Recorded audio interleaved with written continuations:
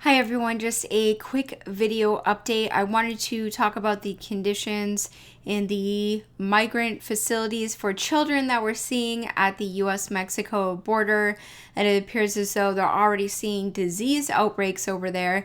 And I think this is extremely concerning considering the history of these disease outbreaks and what they can lead to, all the other diseases that can spread and problems. And supposedly we are under this 2020-21, we've been hit with this massive event that's making all kinds of people sick and dying, yet we're letting in more and more people into the United States and housing them in these atrocious conditions. And time and again, so we've known since the beginning of time, if you store or stash people into unsafe or unclean conditions where they don't have access to clean water, good food, enough rest, enough space, and proper hygiene as far as bathroom facilities, you quickly see disease outbreaks. So this is common knowledge, talking about going back to the Middle Ages or more, when you stuff people into a bunch of cities and without any sort of plumbing, or you're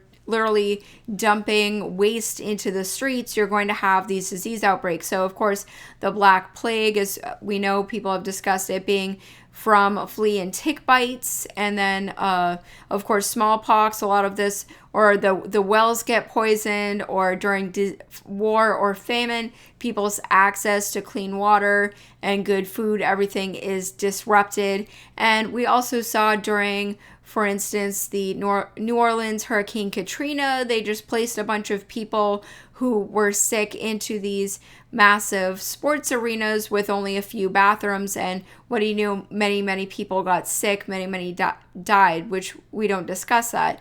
Also, if you look at history here in the United States of cholera, typhus, all of these other disease outbreaks that have happened across the United States throughout time, it was when you had industrialization and you were placing dozens of immigrants and dozens of families into these tenement complexes with only one bathroom per 30 households. Sometimes all these houses were crammed into one bedroom units, no windows, and given one bathroom for all of these families. So there were massive disease outbreaks. People who were coal mining, people who were working in these industrial facilities, in these factories, had a very short lifespan. Their children had a short lifespan.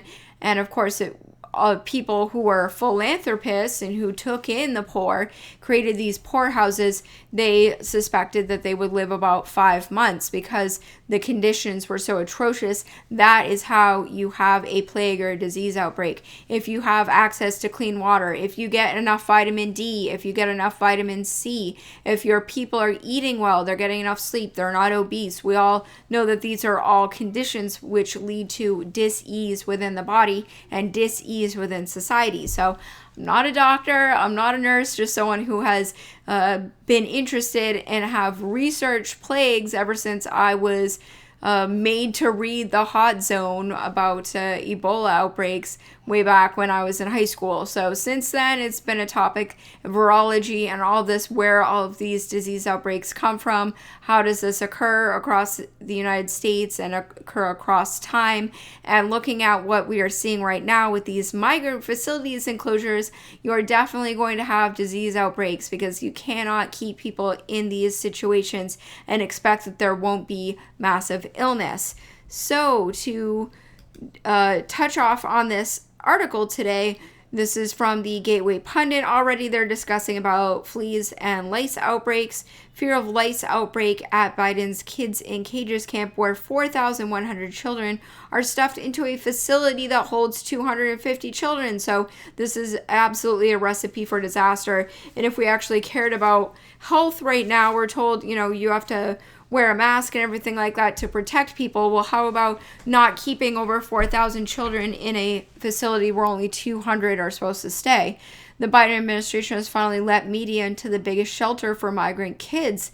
It is reportedly their model shelter, where 1 in 7 children has been tested positive for the CV test, and they're bringing them into the United States. The media won't report this. See, they've got all the kids jammed together like burritos like this. If you have lice or fleas or something like that, and you're sleeping this close to each other, of course, it's going to spread. They can hop. 4,100 children were rammed into a tent-like structure that is at 1,700% capacity. 2,000 kids who overstayed the 72-hour legal limit. Now they have a lice outbreak. So they're talking about kids have broken out and lice crammed into these pods.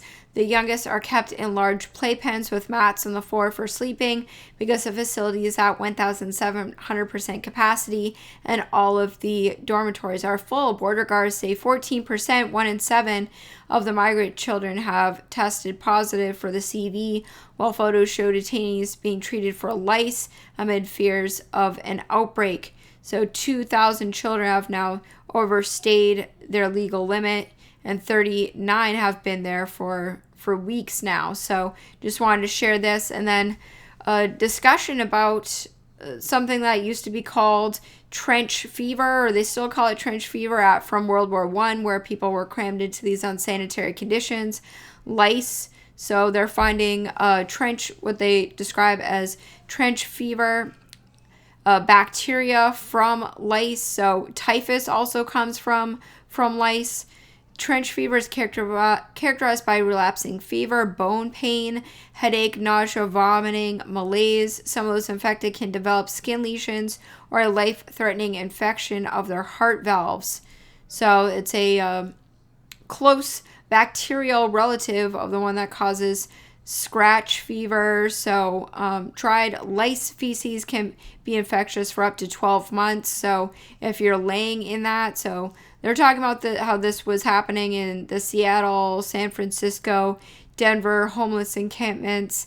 And I just really hope that they can treat the lice quickly, because lice and fleas, like I said, carry all kinds of horrific diseases, and we have all these children, and yet we're so concerned about disease outbreaks right now, but yet we're actually creating these situations for more of these disease outbreaks and arguably even more deadly outbreaks to occur. So just wanted to share this with everyone. Let me know what you think. Post in the show notes. And thanks everyone who supports me and subscribes on BitChute. I've got my BitChute channel here.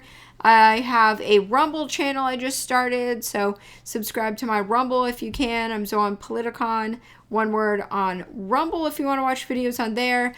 I am also on Minds. I appreciate all of your comments on there. And of course, most importantly, I am on Patreon, so even $1 a month helps me keep this channel going on YouTube, on BitChute, Minds, and Rumble. Also a radio show, and helps me with all my research and helps inspire me to keep this going and my dream of doing this full time. So thanks everyone. Love you guys. You guys mean the world to me. I've got 40 patrons, so shout out to each and every one of you. You mean the world to me. So take care. God bless. Talk to you soon. Bye-bye.